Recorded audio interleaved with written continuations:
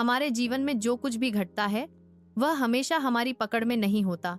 कभी कभी सब कुछ किसी अदृश्य शक्ति, नियति के इशारे पर चलता है।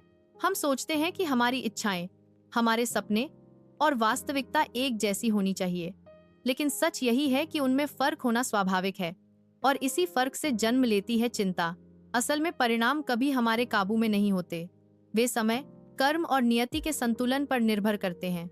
जब लाख कोशिशों के बावजूद कुछ हमारे हाथ से फिसल जाता है तो यह असफलता नहीं बल्कि नियति का संदेश होता है कि रास्ता बदलना जरूरी है।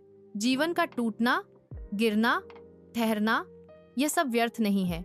यही क्षण हमें भीतर से मजबूत बनाते हैं, हमें नया सिखाते हैं।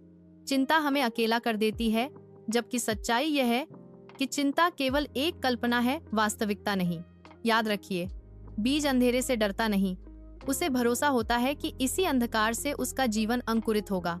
ठीक वैसे ही नियति भी हमें असहज करती है ताकि हमारे भीतर छिपी संभावनाएं उजागर हों। अगर कोई रास्ता बंद हो जाए तो इसका अर्थ यह नहीं कि हम अयोग्य हैं। इसका अर्थ है कि कोई और दरवाजा हमारे लिए खुलने वाला है। ब्रह्मांड कभी गलती नहीं करता। जो मंजिल हमारी नहीं होती वहां हमें पहुंचने ही नहीं देता। समय बीतने के बाद ही हम समझ पाते हैं कि जो हुआ वही हमारे लिए सबसे अच्छा था। चिंता हमें रोकती है और नियति हमें आगे बढ़ाती है।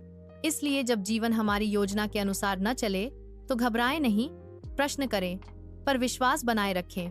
जैसे किसान बीज बोने के बाद उसे बार बार खोदकर नहीं देखता, वैसे ही हमें भी अपने कर्म पर ध्यान देना है, परिणाम पर नहीं। हर दर्द, हर ठोकर, हर रुकावट हमें भीतर की ओर ले